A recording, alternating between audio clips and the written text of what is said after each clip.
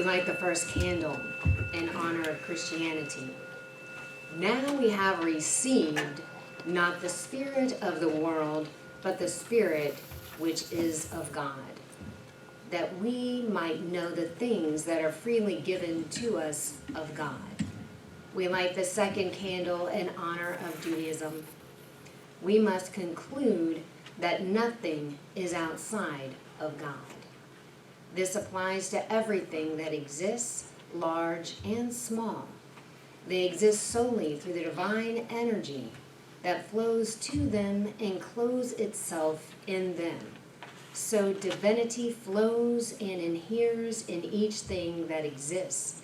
This is the secret meaning of the verse. God's presence fills the entire world.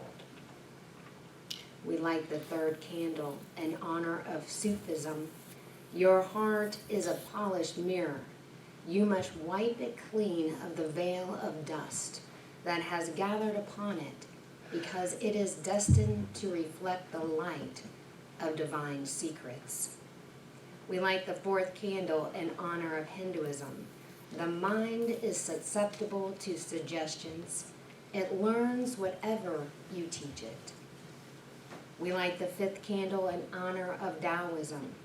Close your mouth, block off your senses, blunt your sharpness, untie your knots, soften your glare, settle your dust. This is the primal identity. We light the sixth candle in honor of Jainism. The greatest mistake of a soul is non-recognition of its real self, and can only be corrected by recognizing the real self. We light the final candle in honor of Gnosticism. He who has known himself has already achieved knowledge about the depth of all.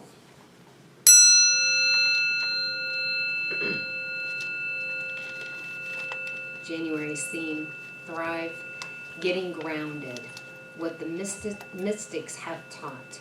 This is by Ernest Holmes. In moments of deepest realization, the great mystics have sensed that one life flows through all, and that all are some part of that life. So if you could just take these words into that inner sanctuary for a few moments of reflection with me.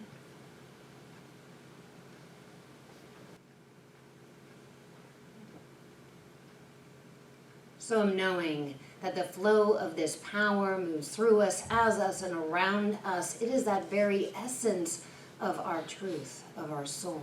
For I know that God is embedded within every cell of our body, within every ounce of our soul. It is interwoven into the deepest part of our being. For there is absolutely no way to be separate from this magnificent power that moves through everything. It is that wholeness and that perfection and that power and that love. And that same power is within this congregation, within this time together, within this magnificent energy that we call God, that is orchestrating this service with our band, with Reverend Cece, with the children, people who are not here, and people who are joining us on Facebook and other places. I know that we are all connected at such a deep level of oneness, of power, of presence, that unity that binds all of us together.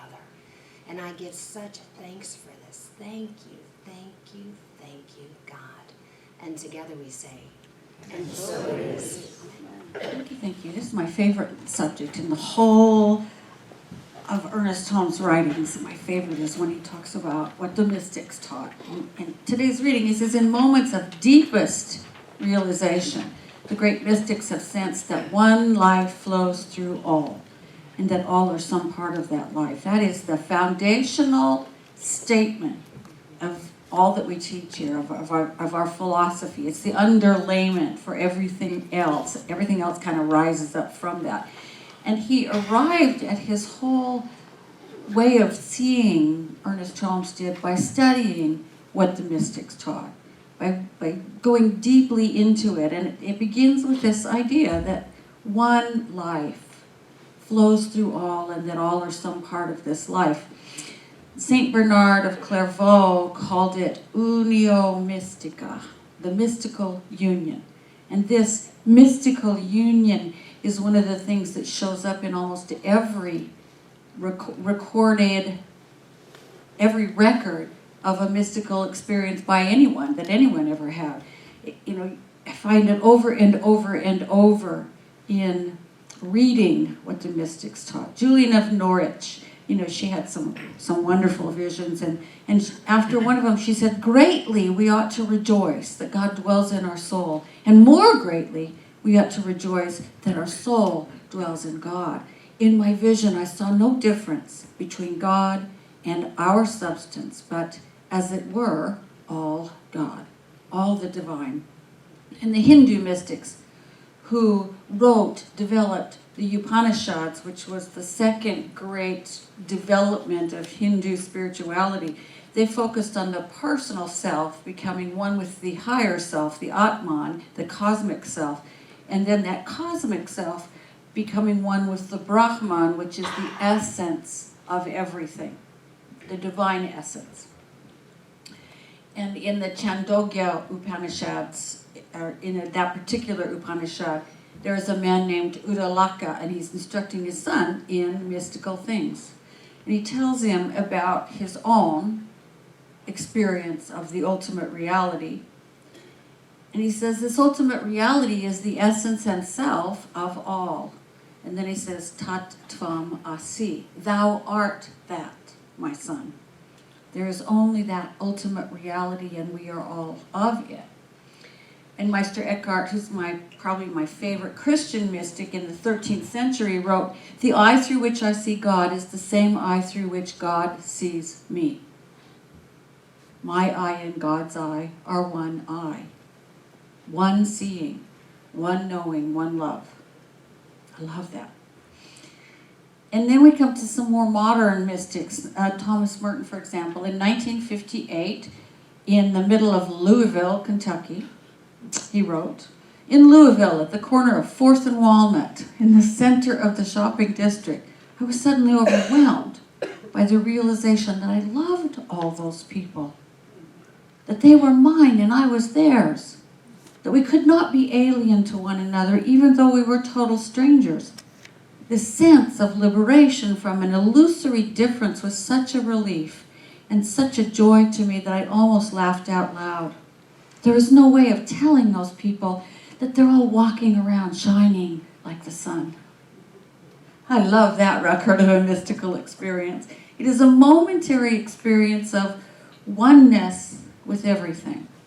And it happens to all of us from time to time during our lives, just a moment, as if our boundaries sort of disappear and we realize that there is no separation between us and all of creation. It happened to me in the woods one day, happened on another day at a street corner. I think some of us shrug it off like for Pete's sake, what's his name? The guy in Christmas Story, Bah Humbug, that guy. Scrooge, thank you. You know, Scrooge gets the sense that something weird is going on, and he says, oh, it must be a bit of underdone potato, right? It's the flu, it's a headache, it's a dizzy spell. No, it's a sense of reality, ultimate reality. We're one with all that is. And the mystics have experienced it over and over and over and deeply, and they called it a glimpse beyond our ego minds, a glimpse beyond our limited sense selves into the very ground of reality, an assurance, if you will, that all is one. And the mystics also taught what that means for us. Hildegard of Bingen, who was a 12th century nun, wrote, humanity is full of creative possibilities, and that is God's work. Humanity is called upon to assist God. Humanity is called to co-create with God. And Meister Eckhart, again, in this breaking through, he said, I perceive that God and I are one.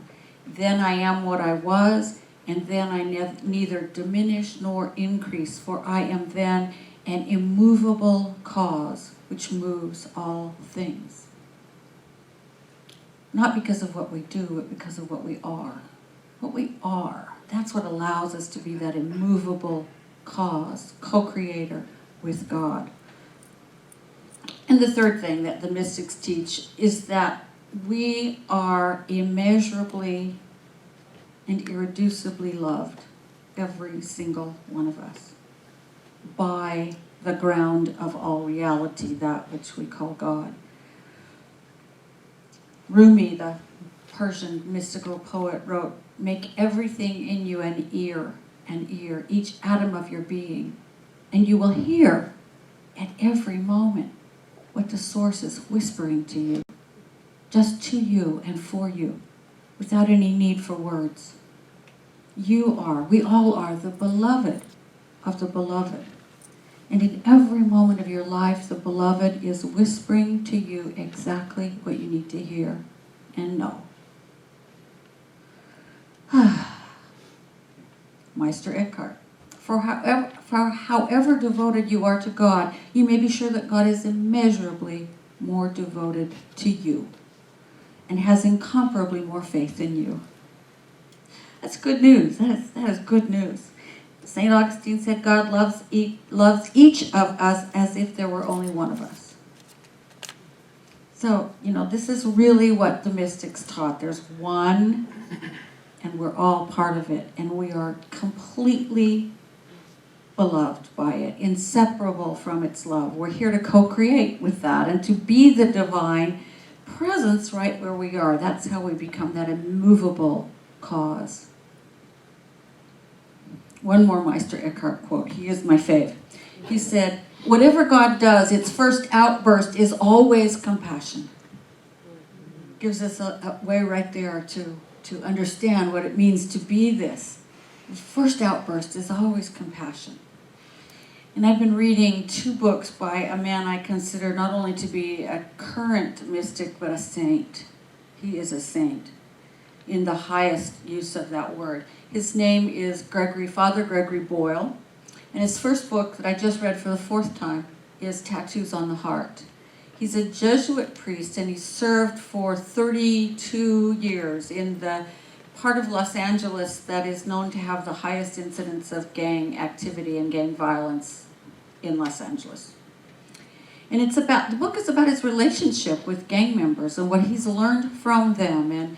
And he wrote a second book that I just finished called Barking to the Choir.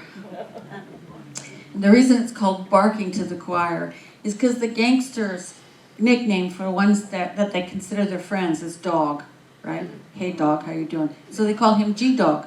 His name's Gregory, G-Dog. He founded Homeboy Industries, which is now Homeboy Restaurant, Homeboy Cafe, Homegirl Cafe, Homeboy Bakery, Homeboy Silkscreen, and four other industries. And over 30 years, it's grown from an idea, how can I get these guys ready for jobs, to a $19 million per year enterprise where, it's incredible, where gang members are paid to be there during an 18 months period where they get counseling every day, job training, tattoo removal. It's a big thing. They have a clinic that runs 9 to 5 days a week, removing tattoos. They remove more tattoos than any other place on the planet. It's an amazing, amazing thing. And most of these guys go from there, most of these guys and men and women, there's lots of women gangsters, they go from there to jobs in the community and spouses and kids and regular lives and meaning. They get a new future from G-Dog. And so both of these books are telling us what it means to live from our divine nature in the middle of some of the worst poverty and need and violence and bad stuff that you can imagine. That's what the books are really about. It's about what the mystics really taught. And he calls it kinship. And it begins, as everything God does, with a burst of compassion. And compassion is more than empathy. You know, compassion means to feel with. To feel with.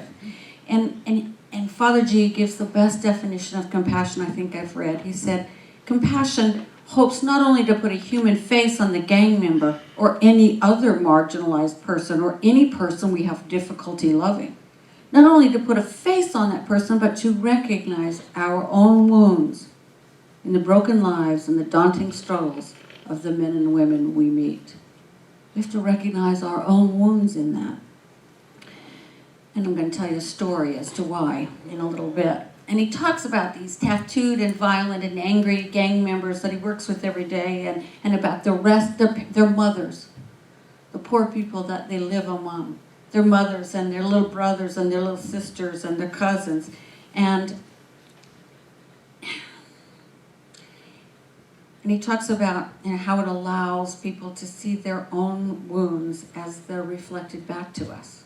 When we open our hearts to others, our own wounds. And there is no one among us who doesn't have wounds to heal, right?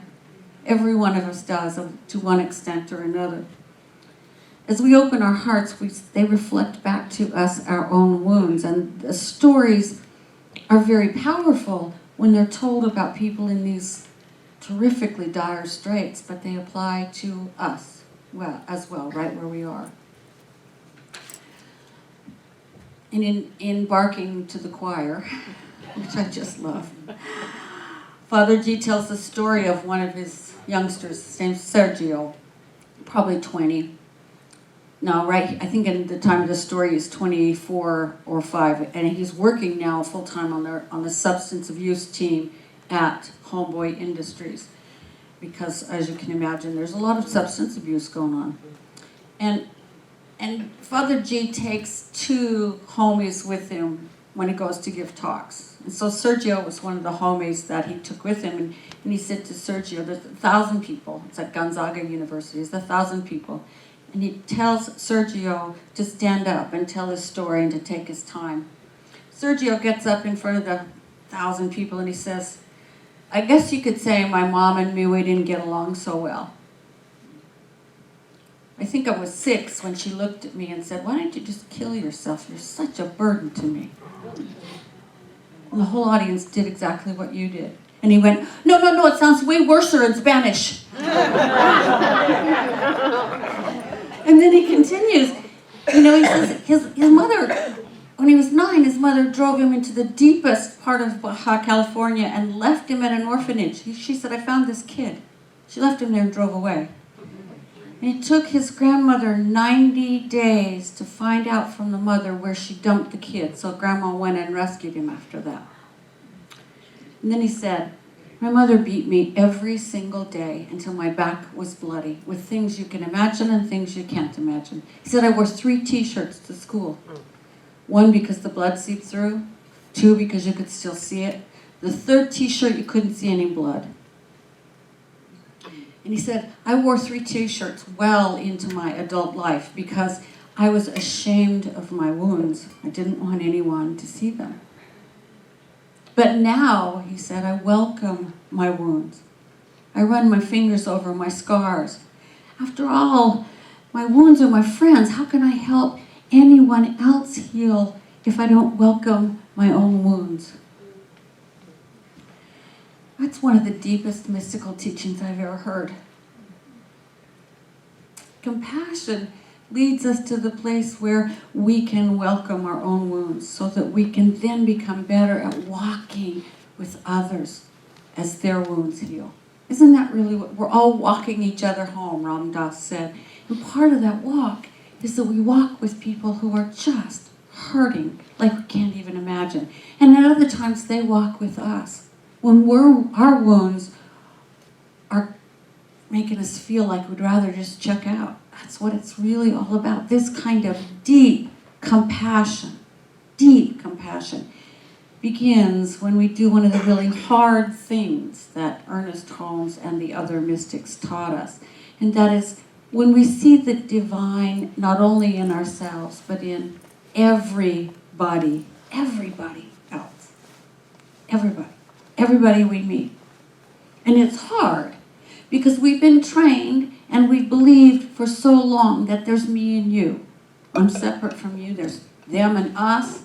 There's people like me and people not like me. There's, all sorts of differences. And those differences mean that we see, without even knowing it, some lives that are worth more than others. We know in our heads that's not true, but it's what we've learned in society. What goes on in your head when you see, one of the stories that G-Dog also tells is about Mario, the nicest guy who works at Homeboy Industries, but he's covered with tattoos, sleeved out. Across his eyelids is tattooed the end, so that when he's lying in his coffin, people will know it's the end, right? He's totally covered. He's got, stuff on his neck and on his face, and he's covered. And he's the nicest guy that works at Homeboy Industries. When he took Mario on a plane to speak, the moms were like yanking their kids away. People were stepping back because they didn't want to get close to this guy. What do you think when you see somebody covered with tattoos, or somebody in a hijab, or someone a different skin color, or someone carrying an assault rifle, or somebody who's lived on the streets for a long time? What is the first thing that leaps into your mind? We've been enculturated to think that they're different, that they're somehow not as important as we are. And we've been enculturated to see some people as not worth our attention. Look at the kids in the barrio, the people on the streets. This is our wound. This is our wound to heal. When we think anyone is less than, we wind up keeping ourselves separate from them. When all our souls want is union, kinship, no daylight between us, as Father G says. He said, let there be no daylight between you and anybody else. That's what the mystics remind us of. That our mind's eye, in our inner vision, there is no separation. If all come from and through and as this divine one, how could we be separate? How could we? And this takes practice and practice and more practice and reminders and more reminders. I adore the mission of Homeboy Industries. Father G says, our mission is we seek to tell each person who comes through the door this truth, that they are exactly what God had in mind when God created them. And then we watch, he says, from this privileged position as they inhabit that truth. That's what changes them. That's what changes them. That's what makes them willing to go through rehab and to take off the tattoos and to learn how to do a job and do it well. You are exactly, and you are exactly what God had in mind when God created you. Nothing is ever the same once we realize that, is it? Nothing is ever the same. Kinship underscores that for us. Separation makes us forget it, but separation is an illusion. When we stop judging one another and instead start opening our hearts to the wounds and the warts and the tattoos and all of it. The red hats for some and the blue hats for others, all of that stuff. That's when we create beloved community. That's when this dream that Martin Luther King spoke of a beloved community begins to happen. Compassion breeds hope. Seeing our oneness from compassion breeds deep love. And deep love breeds real connection. No daylight between us. Kinship. And that kinship changes everything. This is what the mystics have taught. It's what the living mystics like Father G teach. It's strenuous spiritual practice. But here's the thing. When we extend it to others, we extend it to ourselves at the same time. When we understand that that person over there, just like me, is exactly what God intended when God created him or her. Those are riches that we don't get any other way. The riches that come to us in understanding ourselves and our wounds, and others and their wounds. The riches that it brings because we're living according to our soul's deepest desires. That's worth it. It's worth the strenuous spiritual practice. We get to arrive at the point where we really know we're exactly what God had in mind when God created us. And so is everybody else. That's where we find real joy and real freedom and true peace.